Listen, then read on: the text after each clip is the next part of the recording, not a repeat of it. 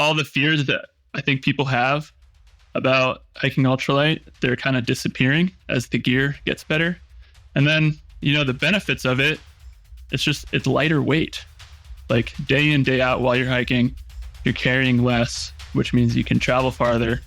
You can end up feeling better at the end of the day. And that's a really big thing, especially if you are new to backpacking.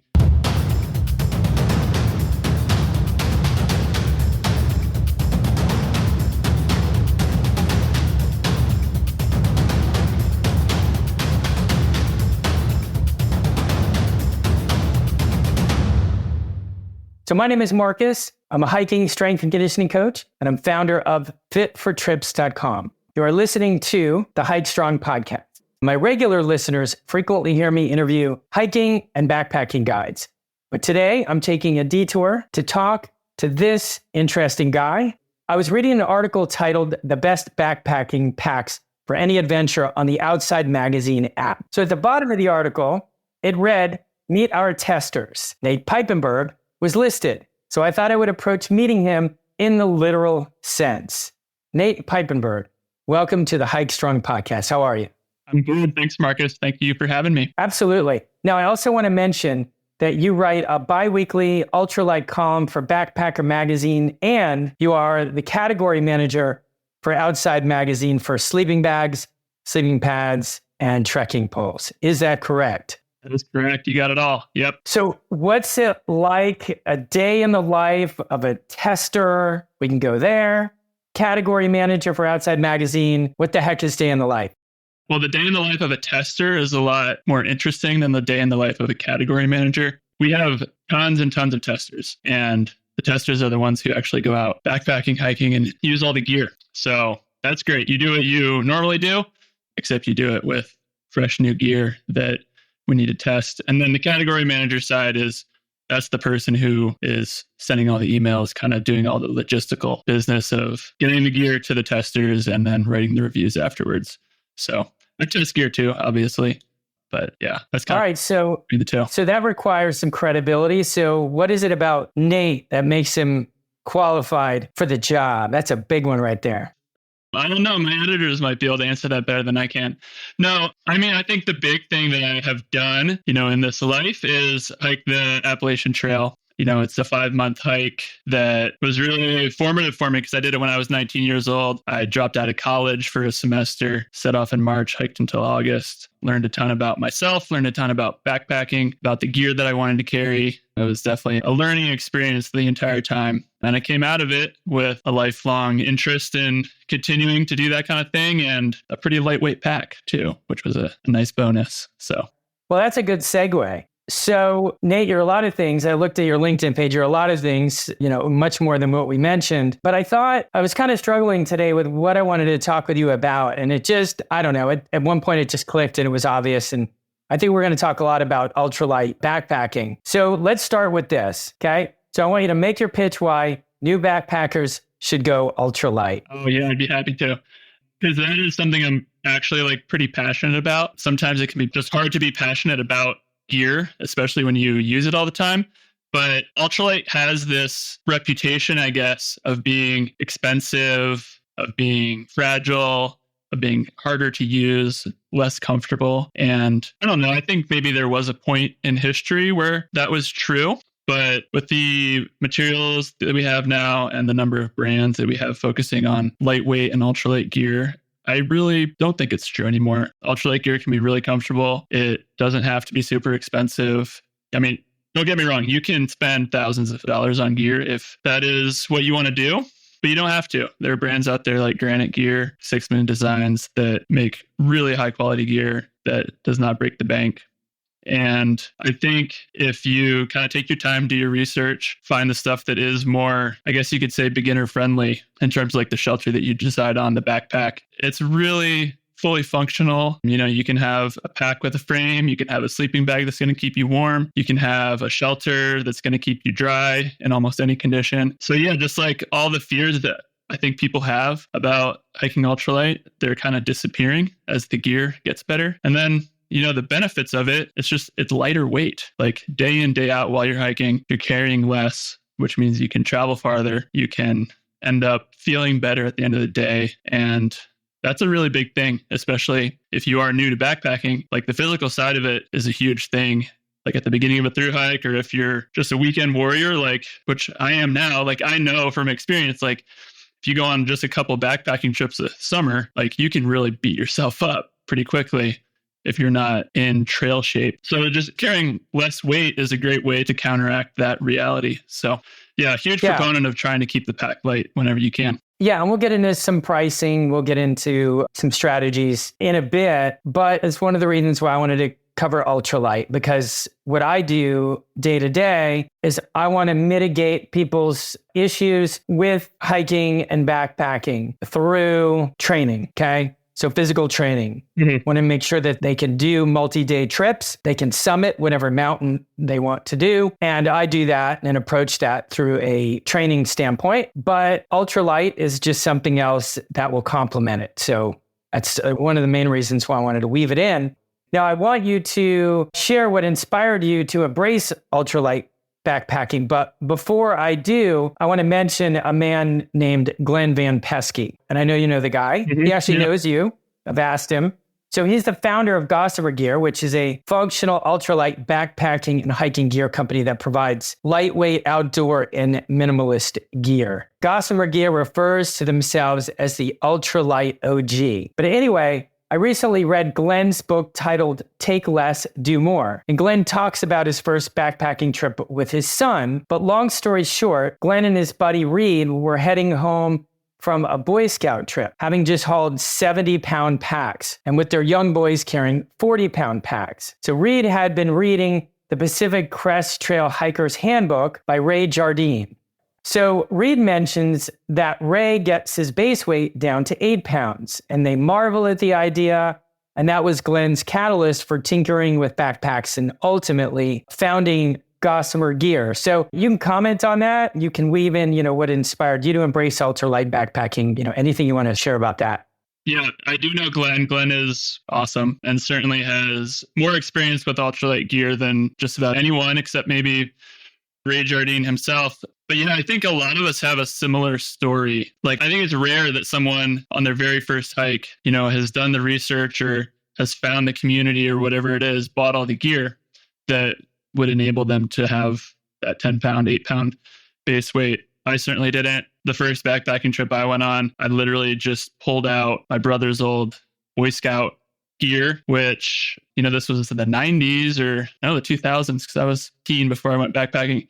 So that gear was already 30 years old, right? Because it was passed down from my dad to my older brother. External frame pack, literally like a frying pan, not cast iron, but like an aluminum 12-inch frying pan. And that's what was there. So I took it.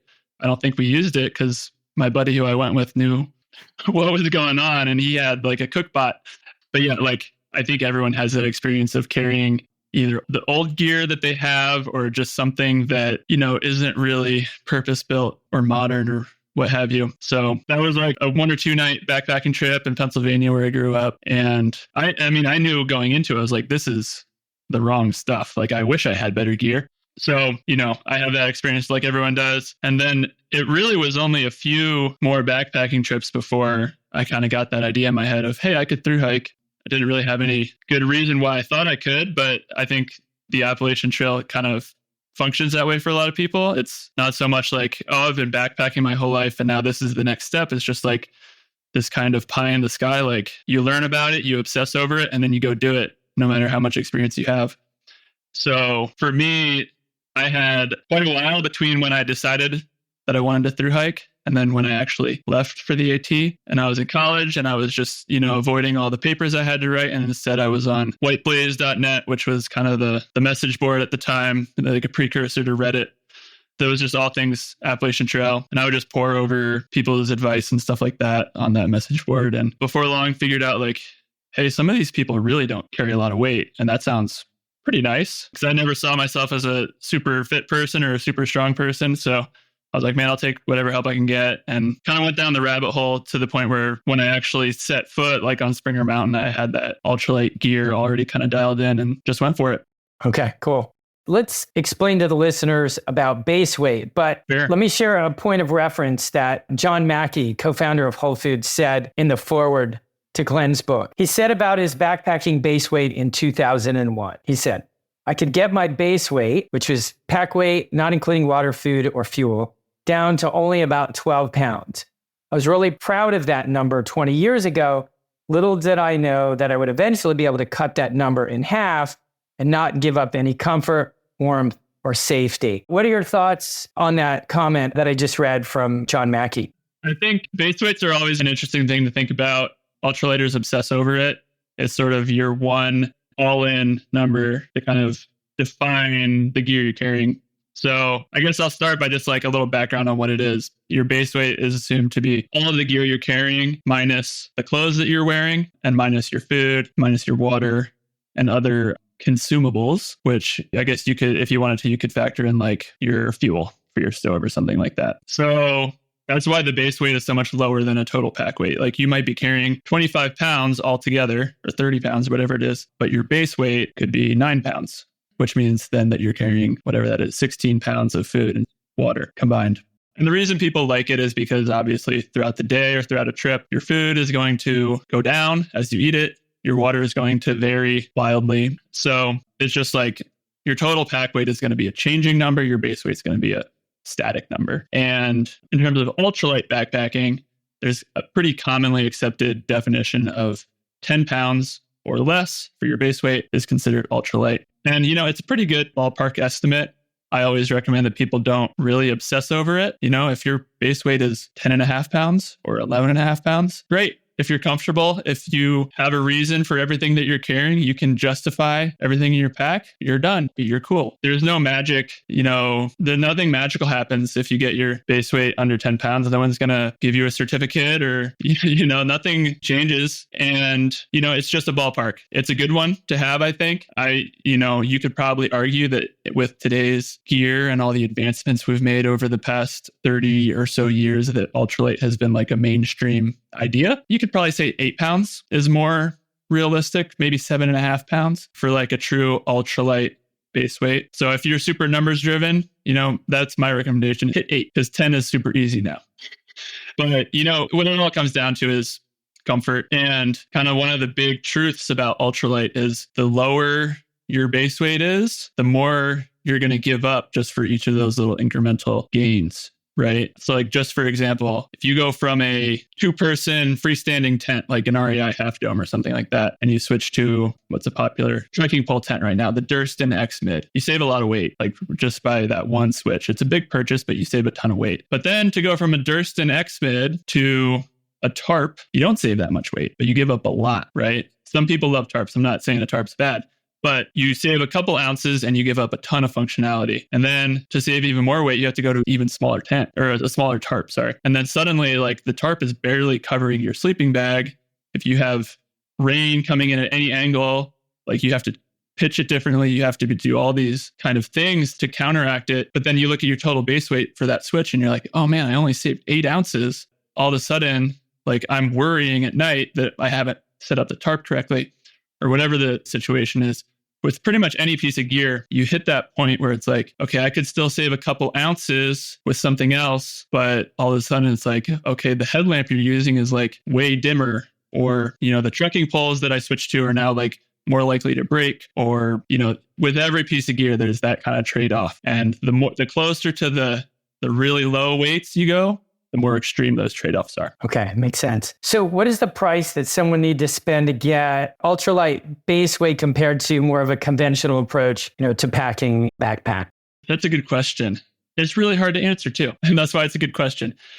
Here's your next article. Yeah, and I have written this, and I know a lot of people have of like how to get a 10-pound base weight for under $500 or under $600. So it's possible. I've written it. I've laid out the details of like specific gear that you can buy. I think when you are trying to save money, it's really helpful to know where you can save money and where it's smart to spend money. So, the hiking industry would love for you to buy the most expensive version of everything that's out there, right? But there are a lot of products where you can get away with something cheaper. A couple examples, you don't need a titanium pot. You can go to a Walmart and buy an aluminum pot. I have one I bought for like $4.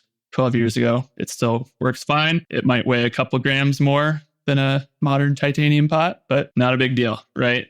Rain jackets, you can spend so much money on a rain jacket, and the industry has still not figured out how to make the perfect rain jacket that is both waterproof and breathable and that you can hike in an 80-degree rainstorm and not sweat.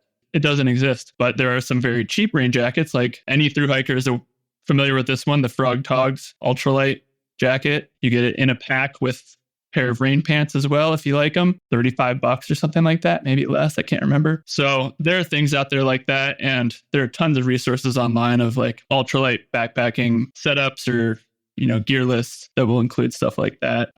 But you asked how much it would cost. So to actually answer your question, $500 to $1,000. I think if you spend that, you can pretty much outfit yourself with some really nice stuff. You might not have all the crazy Dyneema tents and packs and stuff like that. That's a premium for sure. But if you go with kind of the tried and true nylons and polyesters and stuff like that, yeah. And I'll also add, I think the reason that ultralight gear is called expensive is because there aren't, for a lot of ultralight products, there aren't like really cheap options. For example, like a sleeping bag. There really is no way around making a warm down sleeping bag that's also cheap. Down is expensive. Like the craftsmanship to create a high quality bag, like that labor is expensive. So that's always one product or one gear item that I like always recommend. Like, hey, if you're going to spend money, that you want to go backpacking, buy a nice sleeping bag. Like whatever you can budget for it, like put it towards that sleeping bag is it really is like a pretty like straightforward, like you spend more money, you get a better product category. And also they're going to last you a really long time. So there's that, when you look at traditional gear, like, the example I always think of is like, an ultralight backpack isn't necessarily more expensive than like an Osprey backpack or a Gregory backpack. But there are brands out there that you could buy a much cheaper pack than any of the ultralight brands. The same is probably true of shelters, like a high quality freestanding, like standard weight shelter, fairly expensive. Same with pretty much every ultralight shelter, you're going to spend like $200. Whereas you can go to Walmart and buy like the Ozark Trail 2-person tent for $40. But, when you're talking about inexpensive versus expensive, there's just like such an obvious difference in quality there. So I think that's really where ultralight kind of gets the reputation of being expensive, is there's just some products where there's no cheap, lightweight option available. If you want the ultralight version, you're just going to have to spend the money. Okay. And those are, just name the products, like sleeping bag, just name those that, if you want to go ultralight, you just have to spend the money. Not necessarily brands, just real quick, like, what are those? I think your big four are pretty much like that. Outside of like flat tarps can be fairly cheap, but pretty much any well-designed shelter, that's going to be a good chunk of change. Sleeping bags, absolutely. Like high quality down just costs money, no way around it. Packs, to an extent, I would argue like the, most inexpensive frameless bags, like say the Granite Gear Berga, very affordable. You can find it on sale for like $95. And then sleeping pads is definitely a big one. Like if you want something that's warm and comfortable and lightweight, like the Thermarest Neo Air or Nemo Tensor, those are expensive. Okay. Yeah. All right. So let's get practical for a moment. I kind of moved this up a little bit. I was going to ask this later in the conversation, and this is something that in my next conversation with Glen, we might talk about this specifically. So I'm going to pose it to you. And that is, what are kind of the 3 to 5 things to do in the process of lightening your load? Like the very first things. And then if you want to go 5 things more advanced and 5 things super advanced, we'll just see how far. But, people could do their research, but let's give them something here. I think, okay, so lightening your load, going ultralight, it is about the gear at the end of the day. Like you can't necessarily lighten your pack without buying new stuff. So I would say one is do the research. Like you're not going to know what your options are, what's out there, what you can do differently, unless you kind of have a handle on, different kind of backpacks, different kind of shelters, different kinds of sleeping bags and quilts, the down jackets, the rain jackets, all that kind of stuff. It's kind of an excuse to go nuts on the internet, just kind of jump on Reddit, jump on Backpacking Light, jump on Backpacker, see what people are recommending, see what people like, look at people's lighter pack lists, because at the end of the day, going ultralight is about gear. There's no way around it. You have to take stuff with you. And so do some research. 2, you can jump in whenever you want. Go hiking. Like go backpacking, see what you like, see what you have, find out what is wrong with what you have, what you don't like about it, what's not working for you. Let's do this. I got an idea. Yeah. How about this? Once again, list the items, the categories in base weight. List that first, and then I'm going to pose a question for you. Categories and base weight. That make up base weight, like sleep system, tent. Okay. Yeah. So your base weight, like the big items in your base weight will be your shelter, your sleep system, your backpack, your clothing, and your cooking system. This might not be the right question, but I'm going to go for it anyway. So in order of those categories, where should somebody start? And then what's the least important thing that you'd probably suggest? Okay, so let's say you want to invest slowly. Yeah. Put them in order, like start with this, and then the next one, and the next one, and so on. Does that make sense? Yeah. I haven't really thought about this much. I would say, go with your big four, because that's kind of a commonly accepted like parlance of talking about hiking gear. So you have your backpack, your shelter, your sleeping bag, and your sleeping pad. Those are your four biggest weight items, unless you're taking a ton of beer with you or something. But of those four, my recommendation would be sleeping bag first, shelter second, sleeping pad third, and pack fourth. The first three, kind of whatever you want. Like start with replacing what you don't like the most or what you really despise about your current gear. If there's something that you're just like, man, this is not working for me. I hate my tent. Get a new tent. But the reason you save the pack for last is because you don't want to end up with a backpack that doesn't work with all the rest of your gear. If you set out thinking, oh man, I'm going to have a 7-pound base weight. It's going to be so light. I'm going to buy a frameless backpack. It's going to be amazing. And you buy all your other gear and you realize, actually, I have a 10-pound base weight or 11-pound base weight. And, I want to bring my camp pillow and I like bringing a hammock as well as my tent or whatever it is that, stops you from getting that 7-pound base weight. All of a sudden that backpack is not up to par. So you kind of base your pack around everything else because it ultimately is what everything else has to fit into, right? All right, well, that makes sense. What are common gear mistakes that beginners make when trying to go ultralight? Is there anything that stands out? If not, we can... I think the big one, I don't know if it's a mistake, it's a learning opportunity, is going with like a super thin foam pad, which works for some people. You're talking to Glen Van Peski next week. He's like renowned for the tiny foam pads that he like cuts up and puts under like just his hip and his shoulder. Like that's all he needs. Awesome. Like Glen's the man. But for a lot of people, it doesn't work. And it's not a huge mistake because it's not that expensive. You'll probably have a couple nights of bad sleep. But I think that's probably one of the most common, like, oh, I tried this out and it did not work for me. And now I have a 3-inch thick inflatable pad that I love and I would never leave home without. Other than that, I think when you talk about going ultralight, most people probably make mistakes in the other way of like, rather than just cutting out way too much stuff and then going out and it's dangerous or you end up way too cold or you don't have enough to eat. Like, I'm sure it happens, but most people are very hesitant to take the steps they need to, either out of fear or anxiety or just like, they don't want to be uncomfortable out there. So I think a big one for beginners is just like kind of have a little faith in yourself, have a little confidence that, you'll be able to make it. It's worth experimenting. Like try a tarp instead of a tent. It doesn't have to be like when you go on a thru hike, but that's what the shakedown hikes are for. You go out and you try out new gear that's lighter than you're used to or different than you're used to. And you just give it a go and see what happens. Maybe you don't sleep that well. Maybe you do sleep a little cold, but you do it in a setting where that it's easy to kind of get out, get back to your car or whatever. And like kind of work against what your mind is telling you, like, oh, this isn't going to be comfortable, because you never know until you try it. Well, that makes sense. And in the book, Glen talks about the lighter you go, the more skills you need to develop. So yeah, like you said, if you don't know how to set up a tarp, never slept under a tarp versus a tent, just go out where the stakes aren't high. Maybe something, maybe even in your backyard or something. Yeah, absolutely. Test it out, build up your skills. So I think that makes a lot of sense. If you were coaching somebody to go ultralight, okay, what's one thing that you'll bring? It's not ultralight, but you're like, you know what? I still got to have this or I got to have that.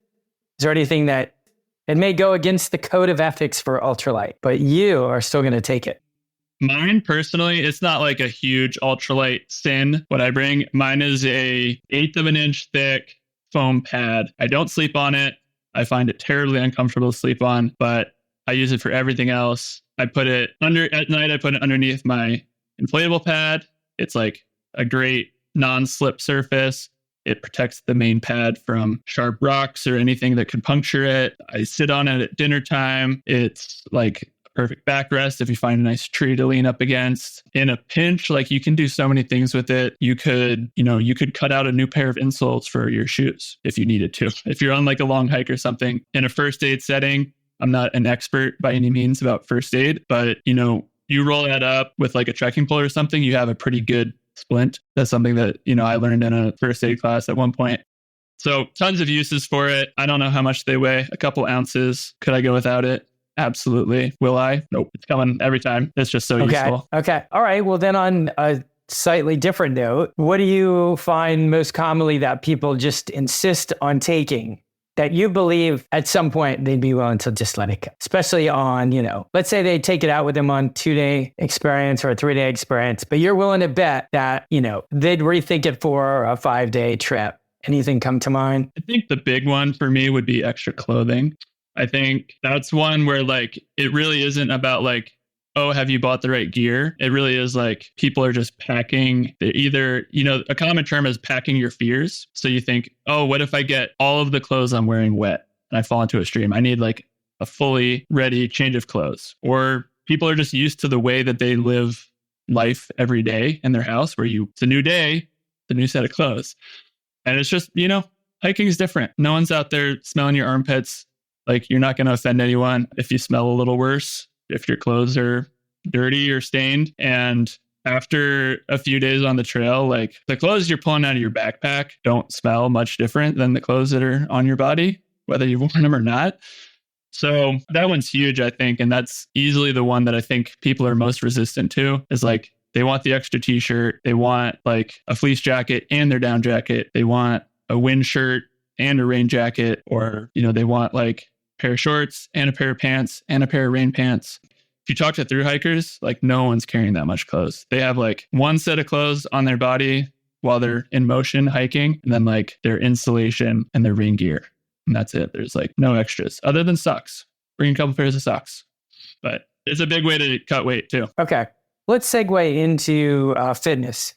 We discussed on the phone about, we talked a little bit about training, and you had mentioned having done the Appalachian Trail, that it's the elevation gain. That's the killer. That's what's going to get you. So we're going to segue into that. But as I do on every one of my podcasts, I always talk about the Fit for Trips Big Five, and I'm not going to go into detail, especially since you and I already talked about it. But the 5 pillars that I weave into every hiking training program are 1, walk inclines, 2, walk stairs, 3, walk lunges, 4, walk far, and 5, HIIT training or high intensity interval training. I mentioned that to you, and that's what you brought up. The elevation is the trickiest part. I want you to just talk about your own experience. I mean, you don't have to be an expert to get in shape for hiking. If you want to mitigate a lot of issues, you can work with me. If you just want to learn it quickly, you can work with me. But a lot of people they take their chances and they do it, or they're young enough like you were at the time. You weren't even thinking about fitness, so you just went for it. But just talk about fitness. Any thoughts you have? What should you do now to prepare for, elevation? And keep in mind that not everybody listening has access to hiking, which is why I came up with the Fit for Trips Big Five to begin with. But just make it personal, actually. Just what would you do? What would you recommend? Yeah, I mean, it's a tough one because, I remember when I was on the AT just being like constantly surprised by how in shape I was. And it's such a hard thing to replicate when you're not hiking all day, every day. Like when you're through hiking, it just happens without you thinking about it. And like you said, I'm not an expert on fitness, but, if you can't go out and hike all day in preparation for going out and hiking all day, which, who can? We have jobs, we have other responsibilities. Yeah, I think upping the intensity is probably the easiest way to, kind of try and like fit more into a smaller amount of time, right? Like hiking is like that perfect like zone 2 exercise. And when you're in zone 2 for 8 hours a day, like it's super hard to replicate that. But one way you can try is, just up the intensity, get your heart rate higher than just a flat hike would be. So like you said, like elevation is huge. Most places you hike, you're going to be going up or down, especially on the East Coast. Like I know from experience, the Appalachian Trail, never flat, like except maybe a couple places in the mid-Atlantic, like you're going up or you're going down. So if you spend all your training running or walking on flat ground, like it's just a different ball game. Like Your ankles won't be used to it. Your Achilles won't be used to it. Your calves. So it's hard. Yeah, well, let me comment on that. I find that when I customize training programs for people, I really do emphasize the elevation gain over distance. Not that I don't have people work on distance, but I have them work on elevation gain. So that can be achieved through several means, and they're not all created equal, but incline. So that would be treadmill, it could be hills. And so again, that's elevation gain. If you go to my website at fitfortrips.com, I've got a treadmill calculator, and you can put in the incline and the distance, and it'll tell you how much elevation gain you're accomplishing. Now that's what I call virtual elevation gain. Stairs, that's real elevation gain. Okay, so you can do stairs. I also have a calculator on my website. You put in the step height, put in how many stairs there are and how many laps you do, and you can get elevation gain that way. Also, and again, then of course, hiking and hills with hiking and so on and so forth. So to your point, you might focus on treadmill and stairs if you don't have hiking. Mm-hmm. Treadmill and stairs. And that doesn't mean you shouldn't work horizontally. There, you'd probably agree. Go with a heavy pack. Forget ultralight when you're training. Sure. Maybe get a cheap, padded pack and throw on a lot of weight, hit the training horizontally, and then get your vertical training. Oh, I forgot to mention stepper machine, which you get is virtual, kind of like treadmill. So you can do stepper machine, but it's not like doing stair. Anyway, any thoughts on that? Or no, I think it's great. The more training people can do ahead of time, that's great.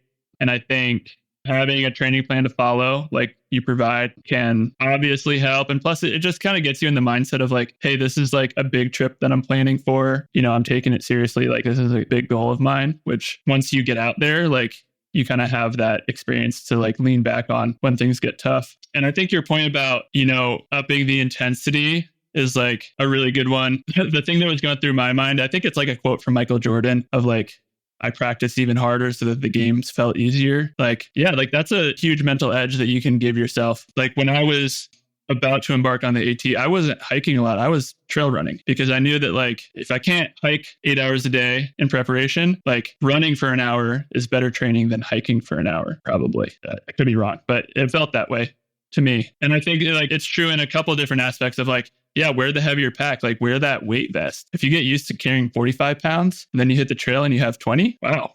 That's like gives you so much confidence. Well, it worked for you. Look, you were successful in hiking it. Basically in the industry, at least from a rucking standpoint, the ruckers will tell you that, well, I guess it's just science, so it's not just an opinion, that generally speaking, walking with a heavy pack is going to put less stress on your knees than running will. Yeah, sure. And so many of the people who want to get into hiking and backpacking, especially those at a later age, maybe they're retired, at that point, everybody's got hip problems or knee problems or anything like that. So most of them aren't going to start running. Yeah. And that's going back to where the pack is. Not to take away from what you did to get fit, because it clearly worked. But I just say that so that when people are listening, I want them to have options and just understand there's different ways to skin that cat. But I wanted to mention this, and I told Glenn that I was going to ask you this question. I'd be curious what you say. But to put it in perspective, he says that John Mackey, his friend, says that it's the third day is the hardest day on like a long trip. And that after that, it starts to gradually get easier. I don't know if that's conventional wisdom, but that was his opinion. What are your thoughts on a big through hike? At what point do you hit your stride and you're like, okay, now I'm in a groove and now I'm not, maybe my soreness is over now or whatever it is. How many days does it take, would you say? Either it's personal experience that you have, or maybe you've just heard from through hikers in the past. Yeah, great question. Thank you, Glenn. I don't know if I've really thought about that, but as I look back on, I'll go to the through hike specifically, because that was by far the longest trail, I did. It was like probably the first 3, maybe 4 to 5 days. But those are like the only days that I really remember physical discomfort, where like that is like the story of that day. And granted, this is like 13 years ago now. But yeah, like I remember like blisters, bruises on my hips from the pack, aching shoulders from the pack. My hips were just like so tight. And yeah, like day 3, 4, it all just kind of gradually eased off. And like literally for the rest of the trail until New Hampshire and Maine, where it just gets like incredibly steep, and like eventually my knees were like in so much pain. But like the rest of the trail, like 2,000 miles of hiking, like the story I was like, that I remember about that is none of it has to do with the physical, right? Like I can't remember a single day where I was like, man, the really hard part of that day was like my feet hurt or like my pack felt too heavy or I had blisters or anything. Like it all just kind of evened out in the wash. So I do think that's true. And, you'll hear it all the time too, like on a longer hike. And I'd say probably like past 3 or 4 days, like even if it's just a week-long hike, your bigger challenge in the later stages of that hike is going to be mental of like, why am I out here? What am I getting out of this? Why do I have to hike 20 miles today?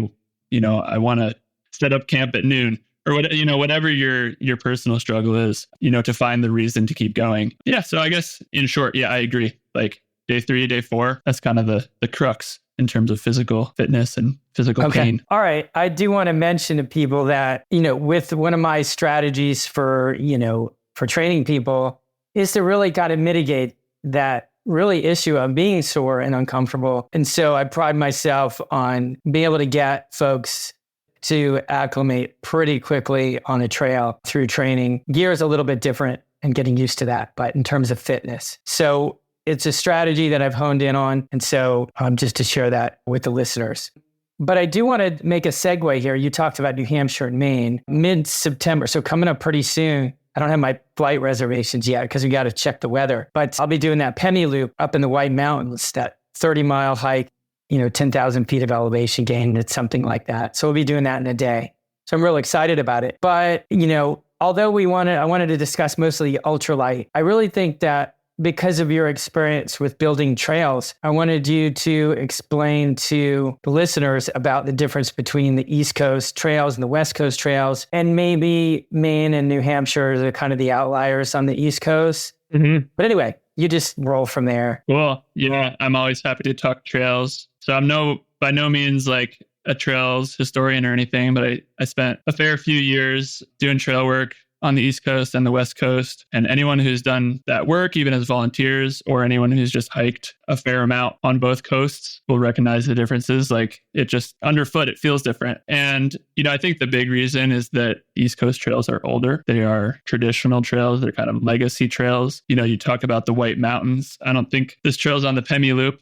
It's not actually. But the Crawford Path, which goes up, it heads up towards Mount Washington, the highest mountain in the Northeast and in the White Mountains, stops at Mizpah Hut first. Like that trail, I can't tell you exactly how old it is, but that is hundreds of years old. Like it predates European settlement in this country. Like it is it was traveled by indigenous people. It was traveled by animals probably before that. And that's kind of the nature of trails on the East Coast. Like they are historical things and they don't always align with our modern trail building like rule book. So you come out west, I live in Idaho now, but you go out to California, Colorado, etc. You get a lot of switchbacks. You get a lot of very carefully manicured trails that avoid super steep pitches. A lot of it is graded to like 8%, 10% maybe. It's graded for pack stock. That's a big reason. They have to be able to be navigated by horses and mules. So yeah, they're just a completely different beast. So yeah, long story short, you head up to the White Mountains or really any part of Maine, you get trails that are just straight up staircases, basically. It's a completely different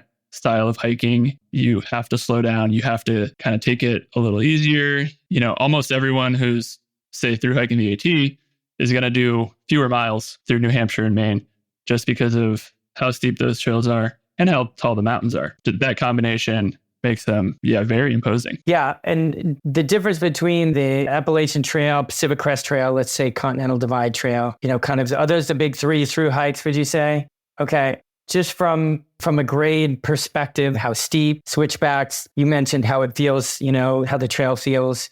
Maybe it's different roots, rocks, sediment. Can you just give a quick explanation of the difference between the 3? Is that something you're familiar with? Yeah, sure. I mean, one caveat, I'm not a triple crowner. I haven't hiked the entire CDT or the entire PCT. I've been on parts of both. So there are certainly people out there who know more. But as a journalist and a thru hiker, like I've talked to plenty of people. So, my impression of the 3, like the AT is socially and logistically the easiest, but probably also just physically the most difficult simply because of the elevation and how many short, steep inclines and declines you're going to have to, go up and over. go out to the PCT. The PCT is probably considered the middle in terms of like logistics and planning challenges.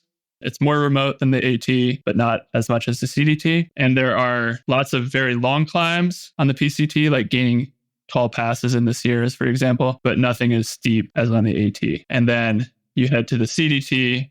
It's easily the most remote. You're going to have to do the most kind of pre-planning in terms of where am I going to get food? Where am I going to have to ship things to myself?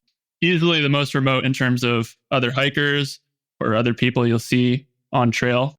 And then in terms of like the physical fitness, yeah, probably kind of like on par with the PCT, and more, the CDT has more like, say, road walking stretches that aren't necessarily physically demanding, but can be mentally very difficult because just of the repetition or the boredom you might face. Makes sense. Something else that we talked about was very interesting is, let's say somebody's hiking and they encounter like 5 stone stairs, for example, and then it takes them 2 seconds, boom, 5 stone stairs, and off they go. Don't think anything about it, but just kind of share with the listener like how difficult it is to actually build that and maybe how long it takes. Just any thoughts on that? Yeah. It takes a very long time. That's really the only way to sum it up. I mean, a 5-step staircase might take 4 days, might take a week. It depends on a lot of things. It depends on how many rocks that you can quarry from the nearby area. You know, if you're in a fairly sparse area in terms of rocks and vegetation, you might have one of those rocks might have to come from half a mile away, which is going to take half a day just transporting it there. The other thing with the rock work, like the staircases and the retaining walls and stuff, it goes wrong a lot. Like you could put a stair in and it like is the completely wrong angle and there's nothing to knock it into place on either side in terms of like other rocks. Not to get too into the technicality of trail work, but you know, there's a lot of stuff that goes into rock work is what it's called in trails when you're building things out of rocks.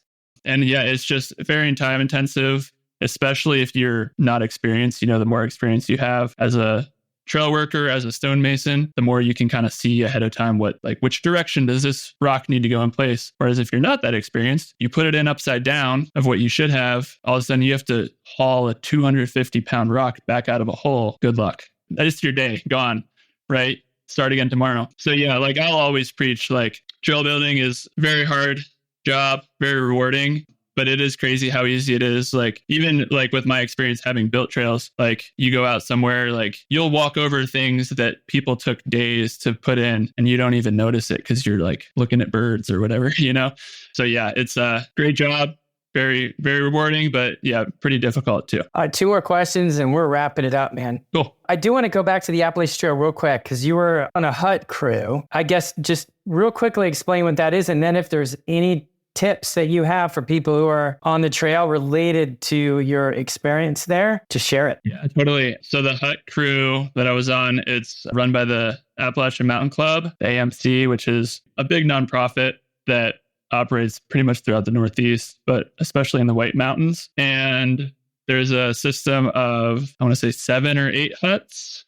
You'll have to fact check me there. They're all off grid. They're all up in the forest or even into the alpine zone in the White Mountains. Like the Lake of the Clouds hut is sort of the famous one that sits below Mount Washington. And yeah, they're staffed by usually college students or young folks. And guests come in. Most of them sleep like 60 people. And, you know, the hut crew is sort of responsible for feeding and taking care of those folks while they're in the hut. And then they send them on their way. So it's like a hut to hut hiking experience for people where they don't have to carry a sleeping bag or a tent. And for the hut crew, it's just like a super fun summer job.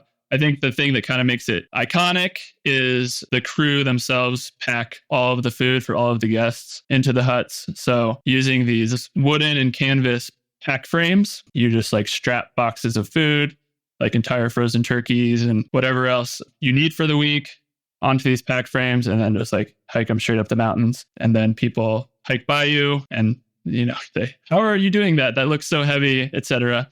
So yeah, basically human pack mules, but super fun job. To hit all those huts, how many miles, what stretch of miles is it? I want to say 50 plus, maybe okay. 50. So it's pretty 54. common for people to do, huh? Yeah, there's a couple of different, you know, like long day hikes that people, sounds like yourself, like to try and accomplish. Like the Pemi Loop is certainly one, the Pemi Loop in a day, the Presidential Traverse in a day, which would be like, up and over like Madison, Washington, Jefferson, etc. down. And you'll pass a couple huts along that way.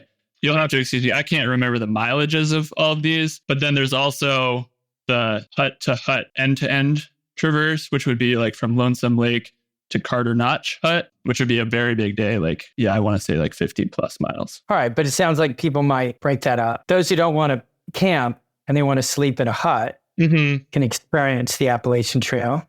Yeah, absolutely. Right. So what does that extend from what state to what state? It's all in New Hampshire. All in New Hampshire. Got it. Okay. Yeah. Okay. I mean, I want to say that Lonesome Lake would be the first. And like you could hit basically every single hut if you wanted to and make it like a week-long trip doing 8 miles a day. Okay. So I'm going to give a plug to a guy, a guinea fowl adventure company, Dave Fatula. I think that's it. He operates in the White Mountains. So if you guys want to experience the hut to hut, I'm sure he has some knowledge on it. So anyway, all right, one last question. I coined this term called musical trekking. I called it musical journey, and I switched to musical trekking. But anyway, basically what it is you hop on the trailhead and off you go. And this is more for a training hike, okay? And so you know the trail well, you're not worried about getting lost.